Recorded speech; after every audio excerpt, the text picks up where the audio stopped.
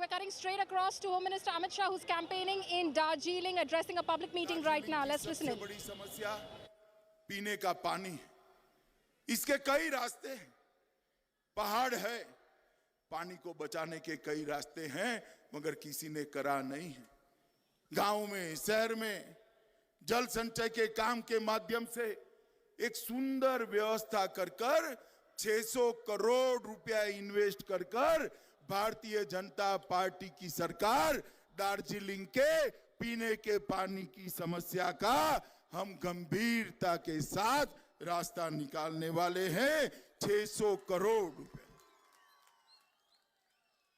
सबसे ज्यादा बारिश होती है ऐसा क्षेत्र है मेरा दार्जिलिंग। ये पहाड़, इसके जल संचय की व्यवस्था नहीं की, संचित करे हुए जल को घर तक पहुंचाने की व्यवस्था नहीं की, संचित किए हुए जल को शुद्ध करने की व्यवस्था नहीं की। ये सारी व्यवस्था है, असंभव नहीं है। दिल में प्यार चाहिए क्षेत्र के लिए, दिल में लगन चाहिए। पानी पीने के लिए, घर के पानी के लिए माताओं बहनों को जो तकलीफ पड़ती है, इसके लिए मन में दर्द चाहिए। वो दर्द नरेंद्र मोदी जी के दिल में है मित्रों, वो दर्द नरेंद्र मोदी जी के। ये सिंकोना के सारे पार्क सिकुड़ रहे, औषधियों के सारे पौधे मर रहे। इसके अंदर नए प्रकार की औषधियों को लगाया नहीं जाता। आयुर्वेद दुनिया भर में बढ़ रहा है, मगर ये औषधीय पार्क मर रहा है। मैं आपको वादा करता हूं, सिंकोना को हम मेडिकल मेडिसिन का हब बनाकर पूरे विश्व में इसके मार्केटिंग की चिंता करेंगे। सिंकोना बागान 10,000 से ज्यादा लोगों को रोजगार देता है। अभी भी और संभावनाएं हैं। मैं आपको बताकर जाता हूं कि एक हर्बल पार्क बनाकर सारे सिंकोना पार्क का पुनर्निर्माण करने का काम बंगाल की भारतीय जनता पार्टी की सरकार करेगी। मित्रों, फॉरेस्ट राइट एक्ट, मुझे एक बात बताइए, देश भर में फॉरेस्ट राइट एक्ट मिलता है, आप लोगों को मिलना चाहिए या नहीं मिलना चाहिए? जोर से बोलो, मिलना चाहिए या नहीं मिलना चाहिए? आपका अधिकार है या नहीं है? ये दीदी ने आपके अधिकार से आपको वंचित रखा है। मैं बताकर जाता हूं कि फॉरेस्ट राइट एक्ट 2006 यहां पर दार्जिलिंग की पहाड़ियों पर भी, कलिम्पोंग जिले में भी इसको लागू कर आप लोगों को ये अधिकार से बहाल किया जाएगा।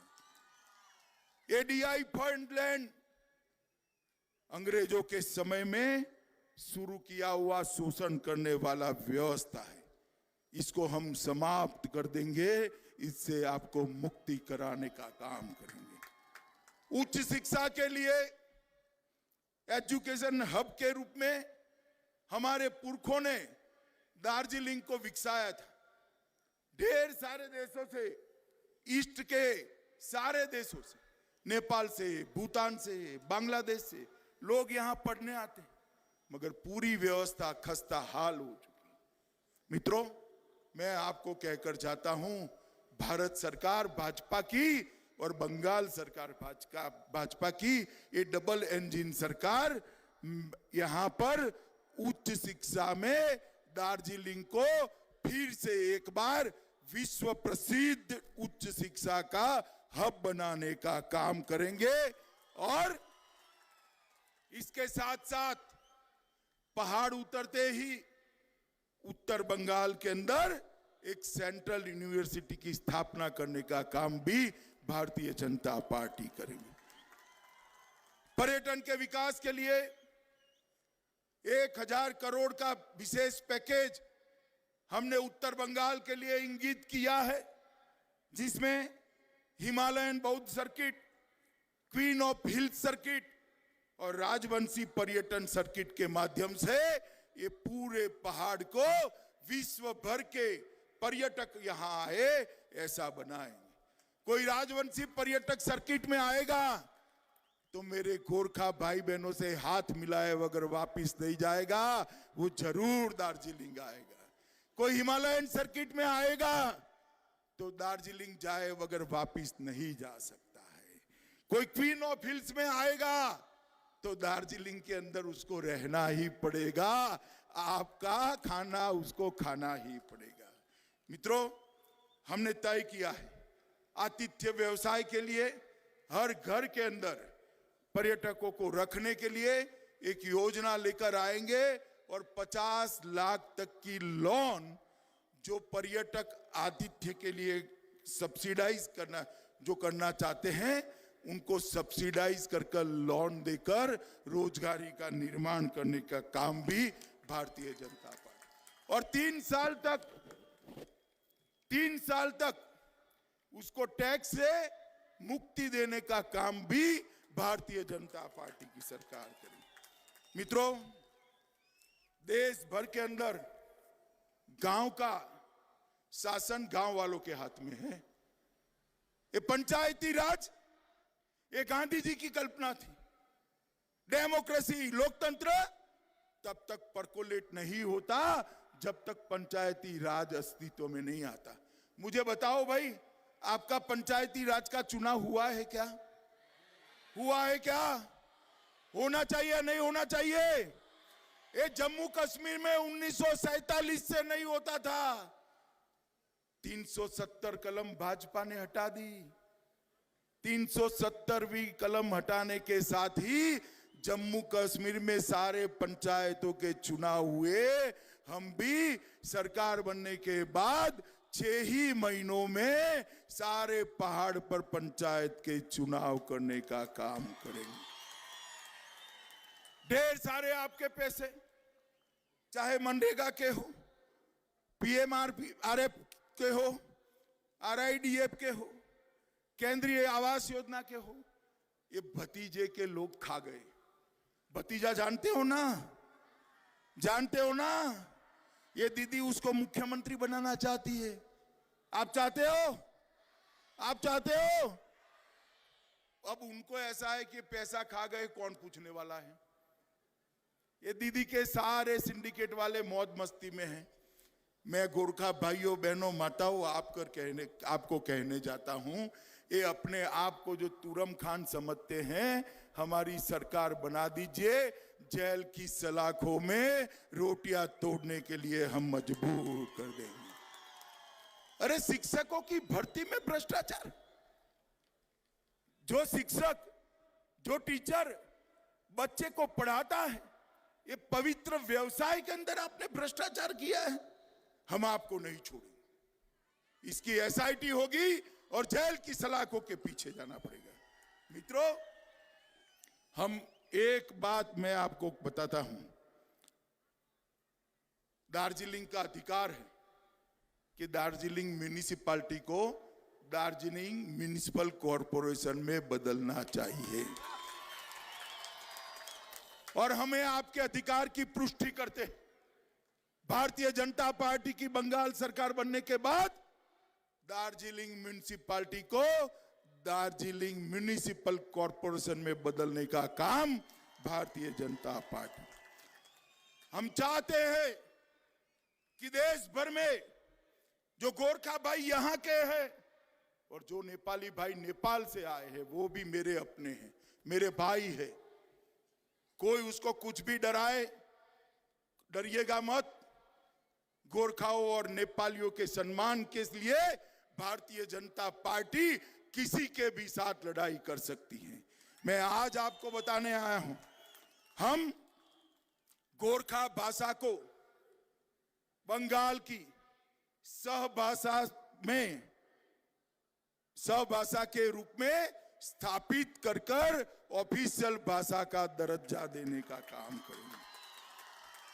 प्रसार भारती, दूरदर्शन नेपाली में अलग टीवी चैनल बनाकर आपके एजुकेशन और आपके मनोरंजन के लिए काम करेंगे। अभी मुझे तो मालूम ही नहीं था। कल मैं गया रोड शो में, हमारा प्रत्याशी, क्या नाम है उसका, सुबह प्रताप मेरे कान में घुसुरपू करे कि भाई साहब एनआरसी एनआरसी। मैंने कहा भाई एनआरसी कहाँ है, कौन लाने वाला है, अभी तो कोई योजना ही नहीं। कि नहीं भाई साहब एनआरसी आएगा तो गोरखाओं को तकलीफ होगी। ये दीदी आपको डरा रही है और डरा कर उसके जुर्म आप भूल जाओ ऐसा करना चाहती है। मगर गोरखाओं पर जो जुर्म किया ना दीदी, गोरखा भूलेंगे नहीं। भूलेंगे क्या? भूलेंगे क्या? देखो मैं आपको स्पष्टता कर जाता हूं, एनआरसी की अभी कोई बात ही नहीं है, मगर भविष्य में भी आएगी। कोई गोरखा का बाल बांका कोई नहीं कर पाएगा। कोई आपको डराने के लिए आए, मेरे नाम से कहना कि देश के गृह मंत्री ने कहा है गोरखाओं को डरने की जरूरत नहीं है। ये अफवाहें फैलाकर अपनी राजनीतिक रोटियां सेकना चाहते। मैं इस मंच से दीदी को कहना चाहता हूं, दीदी एक गंदी राजनीति अब नहीं चलेगी। गोरखा युवा जागरूक हो चुका है। गोरखा युवा आपके खिलाफ लड़ेगा। गोरखा युवा अत्याचारों का हिसाब किताब करेगा। क्या डराना चाहती हो? इस तरह से डर जाएंगे क्या? मैं आपको कहता हूं गोरखा इस देश की शान है, इसका बाल भी बांका नहीं हो सकता। कोई गोरखा कभी घुसपैठिया हो नहीं सकता। ये उसी की ही भूमि है, जितनी मेरी है उतनी आपकी है।